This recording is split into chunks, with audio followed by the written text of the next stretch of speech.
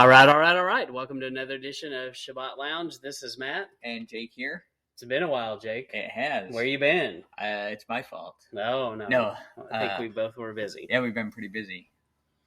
So today we're just going to jump right into it. And Jake, is climate change real? It says yes. It says yes on the internet. So I'm there. I'm there. Okay. That's what we're going to discuss today, though. That's right. Let's figure it out. Yep. So climate change definitely is something that I've fought before, and I've probably argued. What about you? I've argued that it's not happening. In a way. I mean, the argument is a little... Yes, I've argued this topic with people. Mm-hmm. Yeah. Yep, and you may have found yourself there too, and we wanted to present maybe a little bit different view so that when you talk to somebody, maybe there's a lot of common ground that actually you can build upon and maybe show some people that there's some agreement. Yeah. So, and you don't have to fight them because, yes, do we believe that that the stats on these things can be manipulated? Yes, absolutely. And we know that we don't have enough data and, to really draw firm conclusions on some of this stuff. Because, basically maybe 150 years ago, we started recording actual measurements of highs and lows and low pressure systems and high pressure systems and hurricane patterns. We just don't really know much. Right. We don't have a big enough data set. Yeah. But everything is built on a very small amount of information. So we'll just jump right into... But what about billions of years ago, Matt? Billions. What about all that information? That's another topic for another day, Jake. So, all right. So climate change is real, and hopefully, there we go. So I found this quote. Scientific evidence for warming of the climate system is unequivocal. Unequivocal? Unequivocal. You cannot argue it, Matt. The science is, quote unquote, settled, as they say. Settled. Yes. So, you hear this a lot from the Intergovernmental Panel on Climate Change. They're big fans of saying there's no debate about it. It is what it is. It's settled. Settled science. That's right. Which isn't science at all when you say settled science. Yes, that's right. Science is ongoing. Well, and I'd just say follow the money. Yeah. So the people profit off of saying this. Many people have profited off of this. They do. For instance, the Freon change back in the 80s or 90s, the one of many Freon changes. I mean, who benefited from that? There are definitely people that made money on that. Right. So when I think about this topic, usually, we go back to 1970 when Earth Day started and all that. Back to the good old days. Yeah. And then it was, so the story goes, so first it was global cooling. There was an ice age coming, and we had to be aware of that. And then it's the same scientists. Then up into the 90s, 80s, 90s, were saying, well, now it's global warming. So they kind of changed their tune from cooling to warming, and then they're like, oh wait, it's doing all those things. Let's just say climate change, and then it'll cover all of our bases. And I think it's maybe morphed even to climate chaos. Yes. It sounds worse. And I've heard global weirding, which is just dumb. That is Don't dumb. say that, people. Mm-hmm. They need to work on their marketing and branding a little bit. Yeah. So anyway, definitely most people would agree with this that you meet out on the street. Right. But it probably depends on what state you're in too. But anyway, so let's go into it further. So how did we get here? So first off, it starts with, God making all of creation. Great sin leads to the flood. A great promise is made to us, and he told us how it was going to end. Was it when he told us how it was going to end? I mean, we'll get into this, but did it involve the ice caps melting and water world happening? No. Okay, just keep going. And he told us he'd reform the earth again, not with a flood, but with fire. And he told us how we could stall his wrath. And so that's all found in a little book that you may have heard of that we believe in, the Bible. So I've heard of this. yes. So in the past, Genesis 7:4, Yahweh causes it to rain for 40 days and 40 nights. Yes.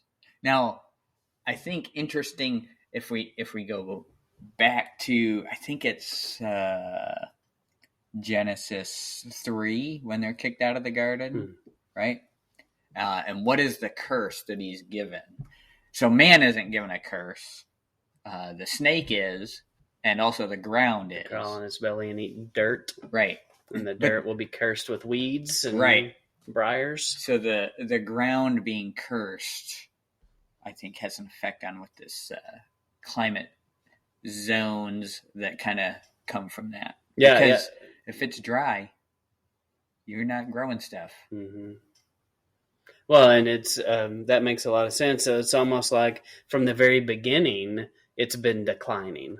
Right. I mean, and it had nothing, and it had everything to do with man. And so that's what we have in agreement with a climate change person is, yes, this is all man's fault. Yeah. Completely. It is man's fault, right. But it's not to do with carbon emissions. Right. It's with sin. But people don't like to talk about this thing. Right. They'd rather talk about our carbon emissions. Right. Well, because they have to disavow any Yahweh hand in any of this. Yeah. So. And so we were going to read a little bit from Zechariah 14. If I can get this to work, we'll see. And, it went right to it. So Zechariah 14. Can we get back? We'll figure it out. Yeah. So this goes with, do we want to read the whole thing or we want to skip around? So I think we start reading there in 3. Okay. Then Yahweh will go out and fight against those nations as he does when he fights a battle. On that day, his feet will stand on the Mount of Olives, just east of Jerusalem. The Mount of Olives will be split in two, forming a very large valley from east to west. Half of the mountain will move toward the north, and the other half will move toward the south. Then you will flee to the valley of my mountains, because this valley between the mountains will go as far as Azel. That's all the way over this way here. You will flee as you did from the earthquake at the time of King Uzziah of Judah. Yahweh my Elohim will come, and all the holy ones will be with him. On that day there will be neither heat nor freezing cold. There will be one day, a day known to Yahweh, with no difference between day and night. It will be light even in the evening. Does that sound like climate change? It would have to change from what it is now. Yes, and sounds like a violent, sudden climate change. Yes. So I like that no heat nor freezing. Mm-hmm. It's like, I've wondered, maybe I'm just very sensitive to temperatures, like that I'm weak from it. Mm-hmm. And no, this is just how we're meant to be. I just like a certain small range of temperature. And outside of that, I'm a baby whining about being uncomfortable. Yeah, I am the same way. And then it talks about living water flowing from Jerusalem, and pick it up again in 12. This will be the plague Yahweh will use to strike all the people from the nations that have gone to war against Jerusalem. Their flesh will rot while they are standing on their feet. Their eyes will rot in their sockets, and their tongues will rot in their mouths. On that day, a large-scale panic from Yahweh will spread among them. One person will grab the hand of another, and one will attack the other. Judah will also fight in Jerusalem. The wealth of all the surrounding nations will be collected, a very large amount of gold, silver, and clothes. A similar plague will also affect horses, mules, camels, donkeys, and all other animals in those camps. Yeah, that's probably good. That sounds a little like second Exodus kind of talk there. Yeah, and does it sound like all these things we've heard about, the zombies and the apocalypse and everybody fighting and killing each other? And I mean, yeah. So there is truth to those things that we've seen in the media and other places. The Bible here clearly tells us that there's going to be some crazy stuff go down. Yeah. And there's going to be a panic on earth. amongst the people and even the animals. You know, don't you think that's what it's saying? And the panic, the plague on the horses, mules, camels is this thing of grabbing and killing and attacking each other. I think it's talking about this plague in 12, the eyes wrapped in the sockets and the tongues. Yeah, maybe that's what it is. Which is gross, which is like, it reminds me of the scene in Indiana Jones when they open up the Ark of the Covenant and their faces melt. Yeah. So it's kind of like that, but maybe better. It won't be CGI. So what we're saying is when this happens, our faces are going to melt off. That's what you're saying? Okay. Mm-hmm. Mm-hmm. I definitely don't want to see it. All right, so maybe we got back to where we were. Hey, all right. So now we can go on to the next thing. So future flooding, Genesis 8:22. While the earth remaineth, seed time and harvest, and cold and heat, and summer and winter, and day and night shall not cease.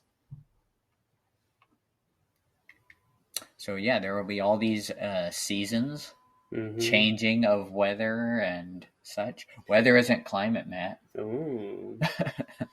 Yeah, climate is the long-range history of the weather. But he's saying it'll keep doing the cold and heat. Yeah. Summer and winter. Mm-hmm. And it's part of the promise not to destroy the earth again. And then Genesis 9:11, I will establish my covenant with you. Neither shall all flesh be cut off anymore by the waters of a flood. Neither shall there be any more flood to destroy the earth.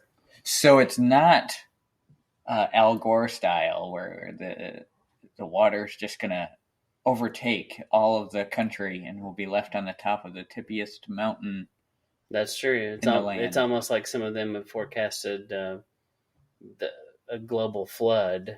Yeah, but it's already happened. Right, it's not going to happen again. Right, and so that part we would definitely disagree with. Right, that he's not going to do it by flood. Right, he says that he put a bow in the sky to promise, even though this bow has been hijacked. Right, which we won't talk about today. I love this that little animation there. Yeah. 2 Chronicles 7:13. When I shut up the heavens so that there is no rain, or command locusts to devour the land, or send a plague among my people. If my people, who are called by my name, will humble themselves and pray and seek my face and turn their wicked ways, from their wicked ways, then I will hear from heaven and I will forgive their sin and will heal their land. So what do you think 13 happened? The plague is amongst the people because there's sin amongst the people? It seems like that's the case, doesn't it?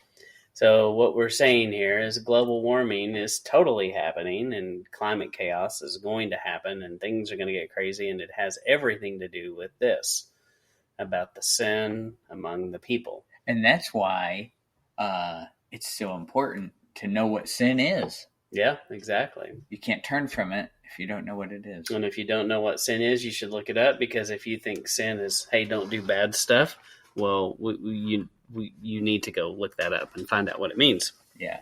We believe sin is not following the commandments, not following Torah. Right.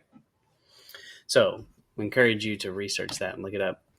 So, Jake, we are down to a minute or so. Yep. So let's, do maybe one more. Let's see. Blessings and curses of weather. Amos 4:7. Go ahead and read that. I also withheld rain from you when the harvest was still 3 months away. I sent rain on one town, but withheld it from another. One field had rain, another one had none and dried up. So who's in charge of this weather here? Is it? Definitely not man. But man's got consequences for his sin. And it involves the weather. Mm-hmm, right. Mm-hmm. But God is in control, and he does what he wants, really, with it.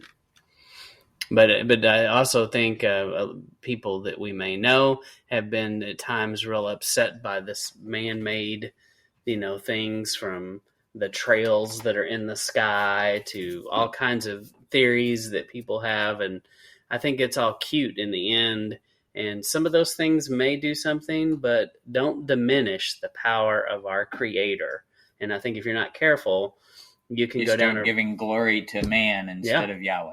Yeah, Right. and so I know a lot of people that kind of camp out and they're fearful and they're always worried about this stuff, but I don't know if that's the right approach. So we How? are going to make this a 2-part thing, and so this is part 1 of Is Climate Change Real?